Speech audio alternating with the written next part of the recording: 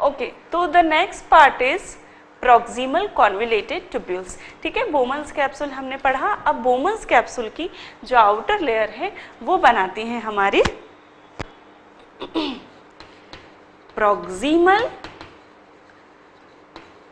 Convoluted tubule. Proximal इसलिए कहा है, प्रॉक्सिमल मतलब कि पास, क्योंकि ये बोमन्स कैप्सूल के पास होती है इसलिए इसे प्रॉक्सिमल कॉन्वोल्यूटेड ट्यूब्यूल कहा। जबकि बोमन्स कैप्सूल से जो दूर हुई बाद की जो ट्विस्टेड कॉन्वोल्यूटेड ट्यूब्यूल्स हैं उन्हें कहा गया डिस्टल कॉन्वोल्यूटेड ट्यूब्यूल। तो जो प्रॉक्सिमल कॉन्वोल्यूटेड ट्यूब्यूल होती हैं दे आर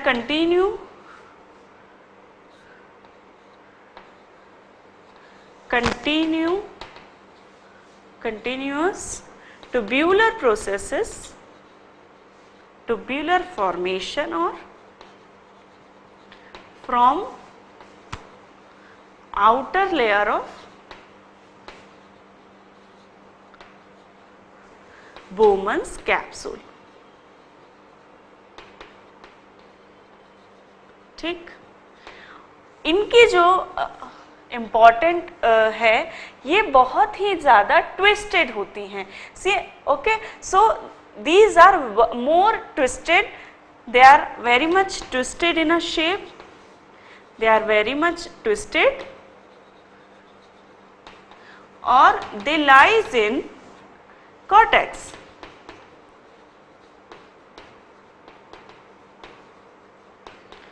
कॉर्टेक्स में ये रहती हैं। ठीक है, इसकी जो लाइनिंग होती है, it's lining, they are line from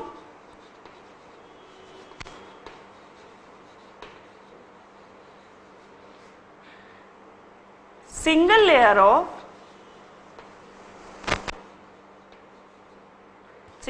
of columnar cell. ठीक है, कॉलमनर एपिथेलियम, कॉलमनर एपिथेलियम जो है उससे ये बनी रहती हैं और विच कंटेन माइक्रोविलाइज। ठीक है, माइक्रोविलाइज होते हैं और जो इसको ब्रश बॉर्डर जैसा अपीयरेंस देते हैं। ठीक है, यहाँ हम फॉर्म करके बनाएंगे कि ये एक सेल है जिसमें माइक्रोविलाइज हैं। इनका भी एक फंक्शन है। क्या होता है कि जब इसमें से यूरिन पास ऑन होती है, it's not the final urine, it's a primary urine, जब इसमें से पास ऑन होती है तो ये जो विलाइज होते हैं इसे आगे बढ़ने में हेल्प करते हैं और साथ ही साथ इसकी जो सिर्फ सिंगल लेयर ऑफ एपिथेलियम है वो क्या मदद करती है कि वहाँ से जब एब्जॉर्प्शन होता है फर्दर वाटर का और जो हमारे आयंस हैं तो उससे जो है एब्जॉर्प्शन होता है और यहाँ जो इसको सप्लाई होती है इफरेंट ब्रांचेस की, जो कैपिलरीज की इफरेंट ब्रांचेस है उसकी जो सप्लाई होती है वहाँ पे ये एब्जॉर्ब होके वाटर चला जाता है। ठीक है, तो ये जो है ये इसकी कॉलमनर एपिथेलियम है। ठीक है, ये है इसकी माइक्रोविलाइज। ठीक, ये न्यूक्लियस। ठीक है,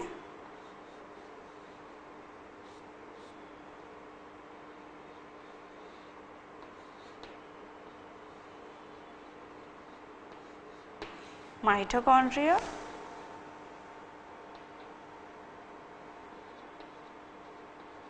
राइबोसोम्स, गोल्जी एपरेटस। ठीक है, इस प्रकार डिफरेंट स्ट्रक्चर जो हैं इसमें रहते हैं।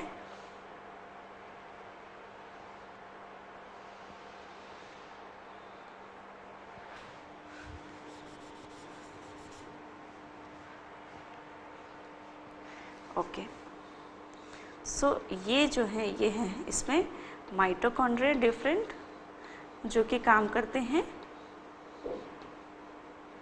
एनर्जी स्टोर करने का। ठीक है, तो न्यूक्लियस, ठीक है, ये है गोल्जी एपरेटस,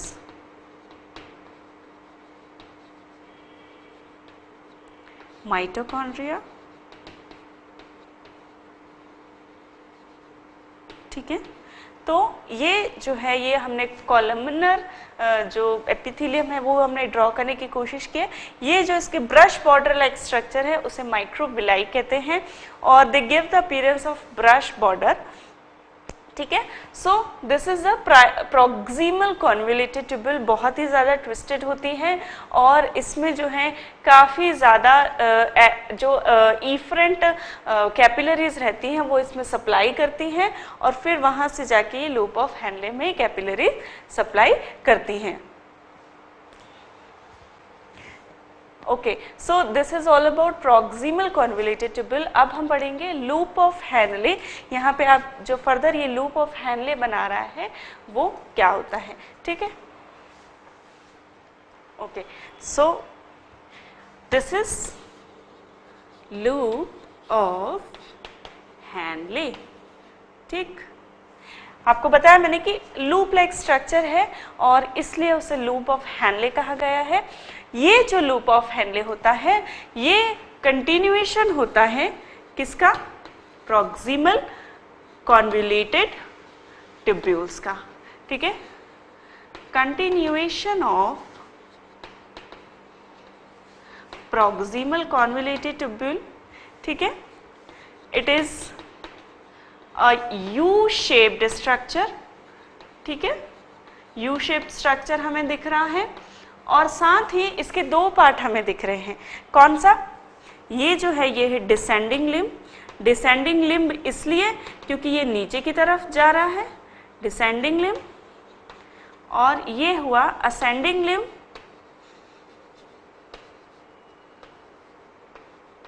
क्योंकि ये ऊपर की तरफ जा रहा है, ठीक। तो इसलिए it has two parts, ascending and descending limb.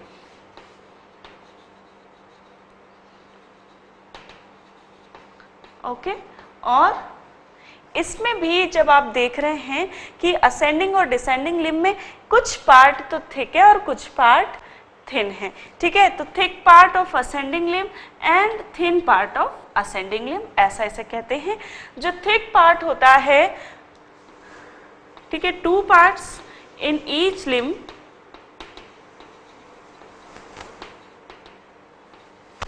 Thick and thin, ठीक है। इसका आगे क्या फंक्शन है वो हम फंक्शनल फिजियोलॉजी जो है उसकी वो पढ़ेंगे, ठीक है। तो two part in each limb, thick और थिन। जो थिक पार्ट होता है वो फॉर्म होता है कॉलमनर सेल से, ठीक है, कॉलमनर एपिथेलियम, कॉलमनर एपिथेलियम से। जबकि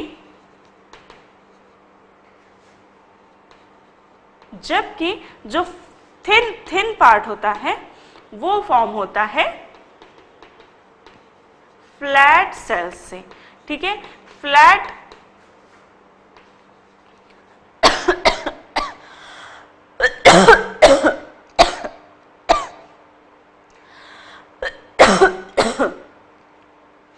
तो जो थिन पार्ट होता है वो फ्लैट सेल से फॉर्म होता है।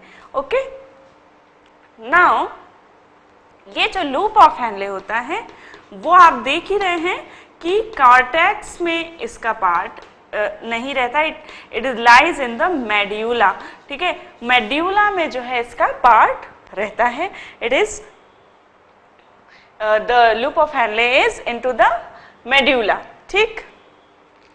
ओके, सो ये हो गया। ओके, यहाँ पे आप देख रहे हैं कि पैरेलल कैपिलरीज की जो है, आप कैपिलरीज की ये स्ट्रक्चर देख रहे हैं पैरेलल, ठीक है। और ये जो पैरेलल स्ट्रक्चर है कैपिलरीज का, लूप ऑफ हैनले के पैरेलल ये फॉर्म हो रहा है और इसे कहा जाता है वासा रेक्टम, ठीक है। तो the network of capillaries parallel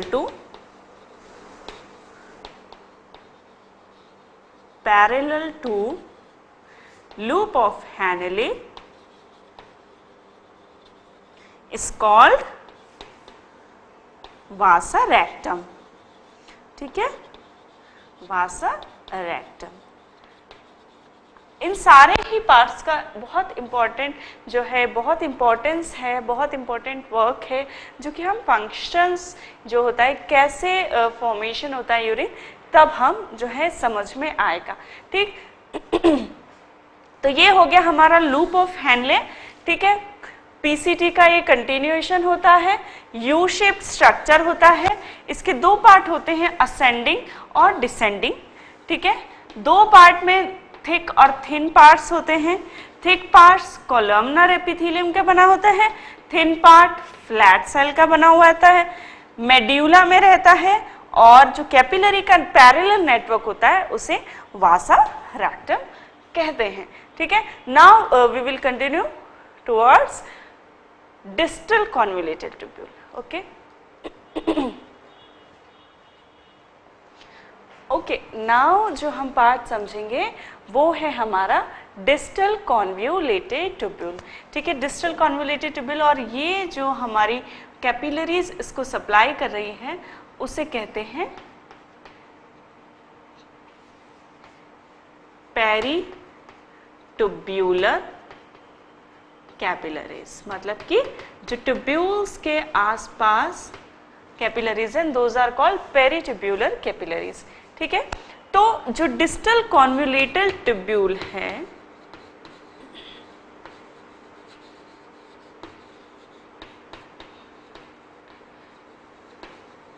वो जो लूप ऑफ हेनले का असेंडिंग पार्ट होता है, असेंडिंग पार्ट जो कंटिन्यूएशन में कॉर्टेक्स में कंटिन्यू होता है, वो डिस्टल कॉन्वोल्यूटेड ट्यूब्यूल फॉर्म करता है, form by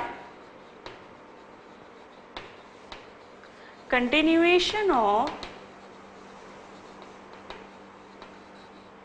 ascending limb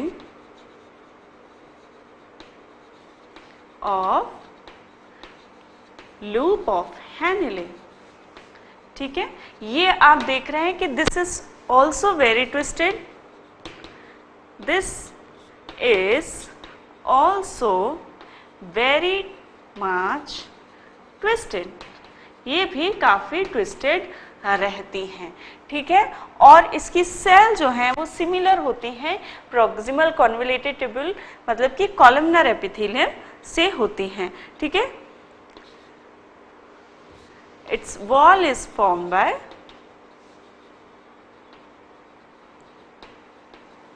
columnar epithelium. लेकिन क्या होता है कि जहाँ जहाँ पे ये कैपिलरीज कनेक्ट होती हैं, ठीक है, कैपिलरीज और ट्यूब्यूल्स के जंक्शन पे जो है इन सेल्स में मॉडिफिकेशन होता है। उस मॉडिफिकेशन को कहते हैं जक्स्टा ग्लोमेरुलस एपरेटस। ठीक है, जक्स्टा ग्लोमेरुलस एपरेटस, और ये वो सेंसिटिव रीजन होता है, वो होता है it is at the junction of, junction का मतलब मैंने आपको कहा था जक्स्टा को जंक्शन कहते हैं, तो junction of capillaries and tubules, वहां पे मॉडिफाइड सेल्स होती हैं, और उस मॉडिफाइड रीजन को, उस मॉडिफाइड सेल्स को कहते हैं जक्स्टा ग्लोमेरुलस एपरेटस। और ये जो जक्स्टा ग्लोमेरुलस एपरेटस है, ये क्या करता है, it maintain the glomerulus filtration rate. अब ये ग्लोमेरुलस फिल्ट्रेशन रेट क्या होता है, हमारा जो ग्लोमेरुलस होता है, ठीक है, ग्लोमेरुलस जो बोमन्स कैप्सूल में होता है, वहाँ से फिल्टर होके जो वेस्ट मटेरियल है वो आ जाता है बोमन्स कैप्सूल में, और बोमन्स कैप्सूल से वो ट्यूब्यूल्स के थ्रू जो है पूरे जो स्ट्रक्चर है उसमें वो जो है फ्लो होता है, और उसके बाद उसमें डिफरेंट चेंजेस आते हैं उसके कॉन्सेंट्रेशन में और उसकी क्वालिटी में और उसकी क्वांटिटी में, दोनों में। तो जो ग्लोमेरुलस से फिल्टर होता है उसको जो है एक रेट में हम लोग एक्सप्रेस करते हैं, और उस रेट को ग्लोमेरुलस फिल्ट्रेशन रेट कहते हैं। यदि किसी व्यक्ति को किडनी की प्रॉब्लम होती है या किडनी में कुछ भी प्रॉब्लम होती है तो ये ग्लोमेरुलस फिल्ट्रेशन रेट जो है वो अफेक्ट होती है।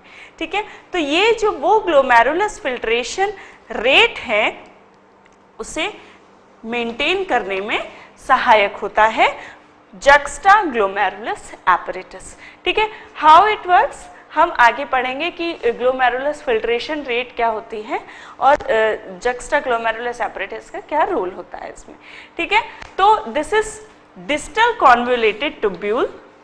इसमें जो खास है वो है जक्स्टाग्लोमेरुलर एपरेटस, साथ ही ट्विस्टेड होता है, और जो कैपिलरीज जहाँ पे कांटेक्ट होती है वहाँ पे सेल्स मॉडिफाइड हो जाती हैं और फिल्ट्रेशन रेट को प्रभावित करती हैं, मेंटेन रखती हैं, और इस प्रकार उसे मेंटेन रखती हैं। ठीक है, सो this is the distal convoluted tubule. Now जो डिस्टल कॉन्वोल्यूटेड ट्यूब्यूल है उसका एक स्ट्रेट पार्ट रहता है। ठीक है, कुछ पार्ट तो ट्विस्टेड रहता है और कुछ पार्ट जो है वो स्ट्रेट रहता है। इस स्ट्रेट पार्ट को कहते हैं कलेक्टिंग ट्यूब्यूल्स। ठीक, और ये कलेक्टिंग ट्यूब्यूल्स जो हैं ये किस में ड्रेन करती हैं? कलेक्टिंग डक्ट में। और ये कलेक्टिंग डक्ट जो है ये क्या करती है? ये it is not collecting, it is duct of Bellini. ठीक है, ये डक्ट ऑफ बैलिनी में ड्रेन करती है, और ये डक्ट ऑफ बैलिनी फर्दर क्या करती हैं? रीनल पेल्विस जो था, हमने देखा था रीनल पेल्विस, उसमें यूरिन को ड्रेन करती है। ठीक है, सो यहाँ पे हम देखेंगे डिस्टल कॉन्वोल्यूटेड ट्यूब्यूल से कहाँ जा रहा है urine? In the collecting tubule. और कलेक्टिंग ट्यूब्यूल्स जो है वो कलेक्टिंग डक्ट में ड्रेन कर रही हैं, और कलेक्टिंग डक्ट जो है वो डक्ट ऑफ बैलिनी जो होती हैं उसमें ड्रेन कर रही हैं, और duct of Bellini further renal pelvis में ड्रेन करती है। इस प्रकार बहुत सारे नेफ्रॉन जो हैं अलग अलग जगह से आके कलेक्टिंग डक्ट में ड्रेन करते हैं, और फिर बहुत सारे एरियाज की अलग अलग कलेक्टिंग डक्ट ऑफ बैलिनी बनाती हैं, और डक्ट ऑफ बैलिनी जो है फाइनली रीनल पेल्विस में यूरिन को ड्रेन करती है, और जो यूरिन है वो रीनल पेल्विस से यूरेटर में फिर ड्रेन की जाती है। सो दिस इज द पैसेज। ठीक है, ये जो नेफ्रॉन में से पैसेज होता है फिल्टर होने के बाद। ठीक है, तो हो गया डिस्टल कॉन्वोल्यूटेड ट्यूब्यूल हो गया। इस प्रकार नेफ्रॉन के सभी स्ट्रक्चर जो हैं हमने समझ लिए हैं। अब चूंकि स्ट्रक्चर समझ में आ गए और हमें काफ़ी कुछ कैपिलरीज भी दिख रही हैं, तो ब्लड सप्लाई जो है वो अब मैं आपको बताना पसंद करूंगी, क्योंकि before understanding all the structure you won't understand what is blood supply और वो कैसे जो है डिफरेंट स्ट्रक्चर को सप्लाई करती है। ठीक है, ओके, तो अब हम पढ़ चुके हैं नेफ्रॉन का स्ट्रक्चर। अब हम पढ़ रहे हैं ब्लड सप्लाई ऑफ किडनी। ये पहले बताने का इसलिए मेरा जो एम था वो ये था कि मैं आपको पहले नेफ्रॉन का स्ट्रक्चर समझाऊं, so that you will understand what is blood supply of the kidney. ठीक है, तो जो किडनी है उसमें जो एओर्टा होता है, डॉर्सल एओर्टा, डॉर्सल एओर्टा से रीनल आर्टरी निकलती है, और ये रीनल आर्टरी किडनी को सप्लाई करती है। रीनल मतलब किडनी, ओके। तो रीनल आर्टरी किडनी को सप्लाई करती है और डिफरेंट ब्रांचेस इसकी निकलती हैं और किडनी में डिफरेंट नेफ्रॉन्स को सप्लाई करती हैं। जो आर्टीरियोल्स रहते हैं वो फर्दर ब्रांचेस बनाते हैं और वो कैपिलरीज कहलाती हैं, ठीक है। देन वो एफरेंट कैपिलरीज बनाते हैं जो कि नेफ्रॉन को सप्लाई करती हैं। आप देख रहे हैं एफरेंट कैपिलरी जो है वो फर्दर एक ग्लोमेरुलस बनाती है, ठीक है। This is ball of around 50 capillaries, ठीक है, ball of 50 capillaries, around 50 capillaries, ठीक है। So that is called glomerulus. Glomerulus से फिर निकलती हैं इफरेंट और इफरेंट कैपिलरीज और ये इफरेंट कैपिलरीज जो हैं ये क्या बनाती हैं, फर्दर पेरिट्यूबुलर कैपिलरीज बनाती हैं जो कि प्रॉक्सिमल और डिस्टल कॉन्वोल्यूटेड ट्यूब्यूल्स को सप्लाई करती हैं। साथ ही जो इफरेंट कैपिलरीज हैं उनसे जो पेरिट्यूबुलर कैपिलरीज निकलती हैं वो in the loop of Henle parallel branch बनाती हैं, parallel branch of capillaries in the loop of Henle और उसे कहते हैं वासा रेक्टम, ठीक है। ये आपको मैंने बताया वासा रेक्टम ये रहता है, ठीक। उसके बाद, ठीक है, ये तो हो गई हमारी ब्लड सप्लाई, आर्टरी की सप्लाई कैसे होती है, ठीक है। देन दीज कैपिलरीज जो होती हैं, पेरिट्यूबुलर कैपिलरीज सप्लाई करने के बाद दे फॉर्म वेन्यूल्स, ठीक है, और वेन्यूल्स जो हैं वो वेन्स बनाती हैं और ये सब वेन्स मिलके रीनल वेन बनाती हैं और renal when further inferior vena cava को ड्रेन करती हैं, ठीक है। तो ब्लड सप्लाई हमने जो मैंने आपको किडनी और यूरेटर ब्लैडर का स्ट्रक्चर बना के दिखाया था उसमें मैंने आपको बताया था कि मेन जो आर्टरी है रीनल आर्टरी और रीनल वेन वो एओर्टा से और इंफीरियर वेना कावा में जो है मिल रही है और निकल रही है, ठीक। तो डॉर्सल एओर्टा से हमारी निकली रीनल आर्टरी, रीनल आर्टरी ने फर्दर जो है डिफरेंट आर्टरी बनाई, डिफरेंट ब्रांचेस दी अंदर किडनी के अंदर और उन ब्रांचेस ने आर्टीरियोल से एफरेंट कैपिलरीज बनी, एफरेंट कैपिलरीज ने ग्लोमेरुलस बनाया इन द नेफ्रॉन, फिर इफरेंट कैपिलरीज निकली ग्लोमेरुलस से जिन्होंने, ठीक है, ये भी जो है this is also a peritubular, tubules के आसपास जो कैपिलरीज दिख रही हैं these are called peritubular capillaries, ठीक। तो उन्होंने बनाई पेरिट्यूबुलर कैपिलरीज, यहाँ हम देख सकते हैं ये, और this is also a peritubular capillaries, ठीक। उसके बाद लूप ऑफ हैनले में जो पैरेलल ब्रांचेस थी कैपिलरीज की उन्हें हमने कहा वासा रेक्टम, ठीक है, यहाँ देख रहे हैं वासा rectum.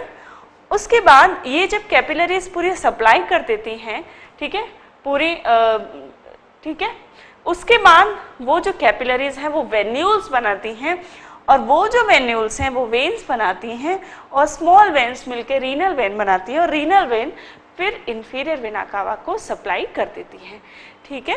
So how it is how all the blood supply of kidney runs, ठीक। So this is the blood supply of kidney.